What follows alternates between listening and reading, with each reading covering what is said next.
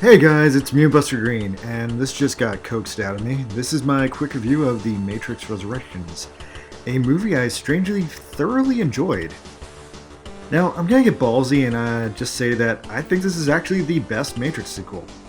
I'll explain why in a bit, but before we do, we have to ourselves dive into The Matrix and consider it all from my perspective, and also review the previous films. Now, expect spoilers for all the Matrix films in this video, as well as, I guess, Megazone 2-3. Is it 23? I don't know. Anyway, so once upon a time, there was a groundbreaking anime movie called Megazone 23.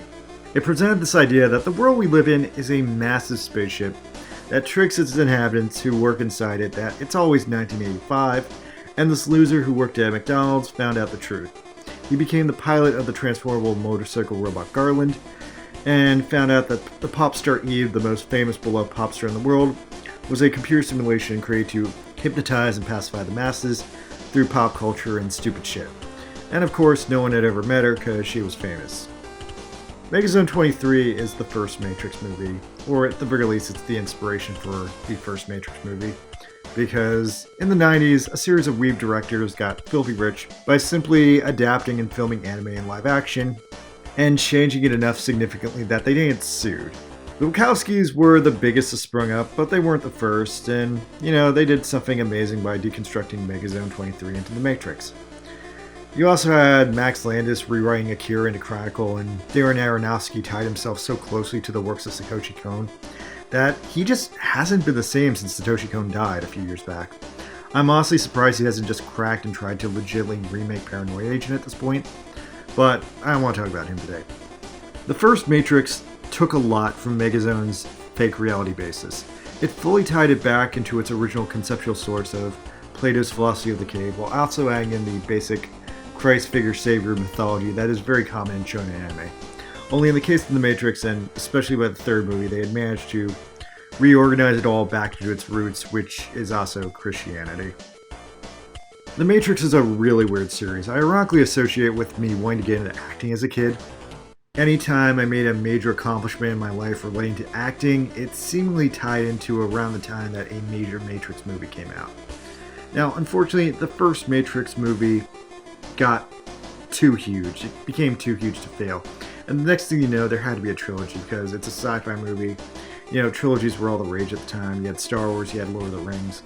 And this was going to be Warner Brothers' Star Wars, and frankly, they deserved it. It was a transracial, post-humanoid, philosophical, amazing movie. The first Matrix, for its simple repackaging of Megazone's base idea of the shocking awakening to a fake reality, and then the further sci-fi battles that are beyond that reality. It also added in state-of-the-art kung fu that changed filmmaking for years because it had just never been executed that way before. Though the sequels are not aggressively the best films. Let me boil them down the way I remember them. So let's start with Matrix 2. Neo is stronger now. He has a super cool fight with a million Agent Smiths because in the sequels, Agent Smith evolved into a virus. The coolest part of the movie. And like Empire Strikes Back, the coolest part of the movie happens early on, and then after that, everything else just builds up. And fortunately though, nothing really happens for the rest of the movie. Until eventually Neo meets this French pervert who I think is named Cake Man. He makes the finest cakes and he uses the Matrix to hide orgasms in the cakes. And when sexy ladies eat the cakes, they have orgasms and he laughs at them because he's French. And French people take great pleasure in secretly giving people orgasms, I guess. That's what I got from this movie. What the fuck? This bothered the shit out of me because it was really unsettling and it seemed to go nowhere. Then Neo fights two albinos. He discovers a secret dome on top of the Matrix where he meets Colonel Sanders, the dangerous architect of the Matrix. He tells Neo a whole bunch of exposition and cryptological questions, and then the movie ends. Then we go to Matrix 3, which has the people of Zion having a giant sexy rave orgy. And then they spend the rest of the movie outside the Matrix in a losing Terminator versus Mecha Loader fight against all these robo-squids, and that's literally the entire movie. And then at the end, Neo fights Agent Smith in a Dragon Ball Z Goku-style air battle and kills him resulting in the Matrix seemingly becoming a happy, peaceful place. But also Neo dies because guess what? He was actually Jesus, and Christianity is the only true religion. So fuck you. Why don't you go into church and learn about Jesus? And yeah, those are the sequels. Matrix 2 was cool, but mostly just set up for the third movie. And then the third movie was non-stop fighting until they punch you in the nuts, and then suddenly they get all preachy and religious on you and like, why aren't you doing this? Why aren't you doing that? Why aren't you going to church? Why aren't you talking to people? Come on. Jesus. And you know what really pissed me off? That fucking cake man. What the fuck was his deal? That fucking pervert. Alright, now let's get to Matrix Resurrections. Spoilers from here on out for the new movie. Neo and Trinity died in Matrix 3, but this one they're conveniently resurrected. Ironically enough, the way this is done is pulled straight from another long-running franchise, Alien 4, and ironically enough, Alien 4 is Alien Resurrections. Now, you see, before this was a garbage movie called Alien 3, where Ellen Ripley, the first badass bitch of space, died officially. So in Alien Resurrections, they brought her back as a clone, to get Sigourney Weaver to make another movie for us nerds. But clone Ripley isn't the classic Ripley. She's a half-alien superwoman, and on top of that, while the old Ripley was a kind of put-together, straight divorced mother, clone Ripley is a badass and a little bit gay. Anyway, long story short, Matrix Resurrections steals the clone plotline from Alien 4 by just straight up cloning Neo and Trinity, but thankfully it doesn't significantly alter them like, Alien 4 did, which I think kind of sank that franchise. The only big difference with the new clone versions of Neo and Trinity is that clone Neo seems to have slightly weaker superpowers, but that only applies to him. It's also implied that he can get back to where he was, so I'm excited to see that. He's only mainly weaker though because he's getting out of the Matrix at an older age. And also, even though clone Neo is weaker, clone Trinity seems to be exactly as strong as original Trinity, so it's kind of weird. Anyway, so the movie starts off by fucking around with a clone of Trinity doing the same shtick from of the first movie.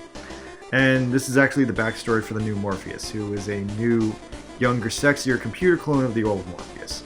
A few characters in this movie are played by younger actors to imply that the older versions have evolved somehow. They bring in this weird meta-contextual reboot of The Matrix where Mr. Anderson, Keanu Reeves, is a world-renowned video game programmer who ironically created the original Matrix trilogy that we all saw as a series of video game cutscenes, and also won some kind of award for, I guess, making a Super Nintendo game, because he has a Super Nintendo trophy. Anyway, I guess he's like the equivalent in this world to like Gabe Newell or whatever. Anyway, that's kind of cool. Some corporate assholes force them to create a Matrix 4, and then we get this massively stupid but kind of hilarious meta-contextual skit where they talk about how hard it is going to be to reboot the Matrix, what people are expecting from it, and this is just a fourth wall break where they wink at the audience in a very kind of Deadpool finger-waggy way. But then he runs into Trinity, who's a mom now and has a dickbag husband, and starts having a series of weird mental breakdowns as he again begins to think he's crazy, like in the first Matrix movie, only now it's even more extreme. And then the new Morpheus catches Neo and his gang snap in back to sanity. He becomes Keanu Reeves again, and we get a very purposeful retread of the events of the first Matrix movie.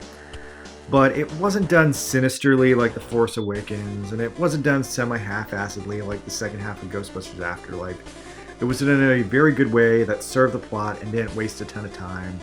And it was, short homages and then went to new shit. So the movie actually evolves pretty well into what it's supposed to be. And it turns out this is what makes it the best fucking Matrix sequel. In the original fucking Matrix trilogy, why does Trinity love Neo? Is it because he's the Messiah? Is it because they are both into black leather? Is it because they shoot people together and they live in the same building? I guess, sure, it's never really elaborated. But in this movie is all about their relationship, because the new sequel is a fucking love story. This is a Matrix movie about why Neo wants to be with Trinity, how bad he feels when he isn't with her, how Trinity wants to be with Neo, and how the fucking Matrix is now an evil fucking conspiracy that does not want these two people fucking, digitally or otherwise. Now, ironically, considering The Matrix is still set in 1996 or whatever, I can tell you with the piece of shit the world is right now, a lot of people, including myself, would beg for it to be as good as it was in 1996. I mean, I could spend all day playing Mario RPG with my friend Bobby, who was tragically murdered in 2005. We could just spend all day trying to validate bullshit rumors about how to unlock Wario in the game, and we would get nowhere. But yeah, if the Matrix is now evil and suddenly trying to prevent you from fucking and keeping your destined true love from meeting you, then yeah, the fucking Matrix really sucks. And that is literally what is happening here in this movie. The new Matrix, the new villain, by the way, is Neil Patrick Harris. He's like Neo's psychologist, but he's also literally the Matrix.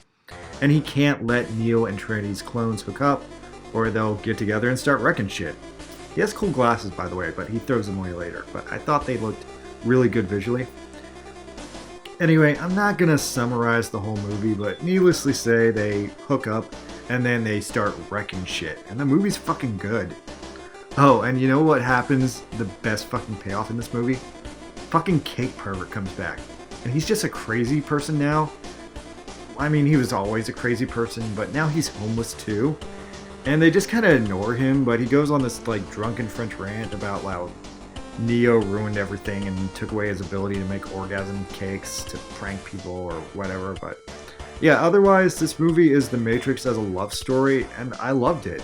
It's the first time a Matrix sequel has been a love story, or really anything, because again, those fucking other two Matrix sequels are trash. The Matrix 2 is about, please come back and watch Matrix 3, and Matrix 3 is about, Neo died for your sins because, haha, Jesus, we tricked you into thinking about Jesus.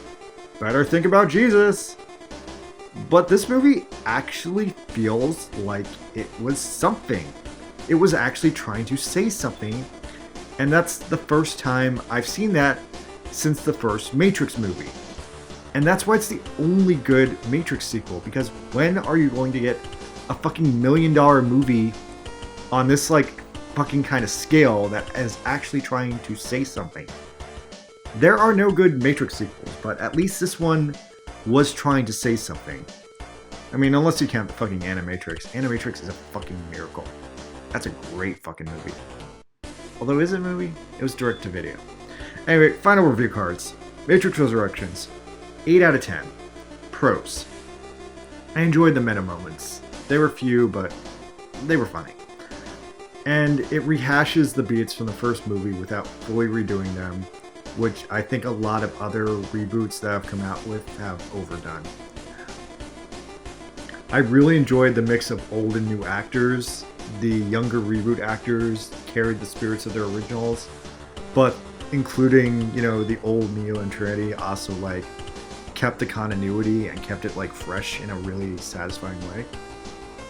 And there is one solid mind-expanding action scene, because it's not a Matrix movie if there isn't a really good action scene.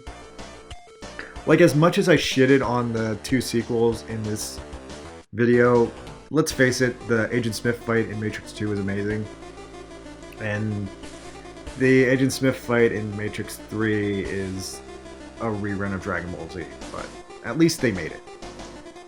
And the thing I love most about this movie is they finally defeated the fucking Cake Pervert, or at least they closed that plot hole.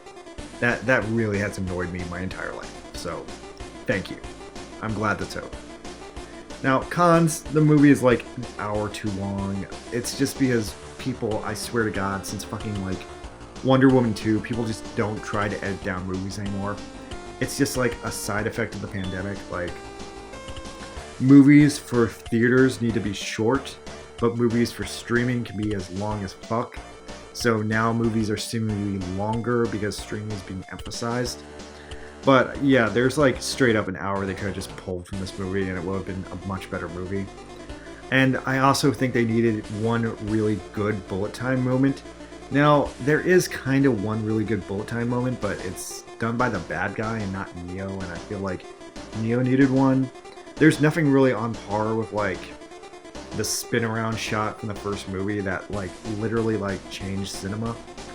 But all in all, Matrix Resurrections was a good time. And by the way, while this is still a hot topic, I was originally going to create a much more negatively toned review video about what I think is the worst Keanu Reeves movie. There's one Keanu Reeves movie I absolutely hate. I cannot stand it. But I was on the fence about doing this because I didn't know if anyone wanted that, and I kind of hate this movie so much that I'm hesitant to revisit it. By the way, if you're really into HBO Max action movies, why don't you try my review of Mortal Kombat, which no one ever watched? Let's see if anyone actually clicks on this. Just curious. Anyway, I'm you, Buster Green. Please subscribe. Have a good holiday. I'll talk to you guys next time. Peace out.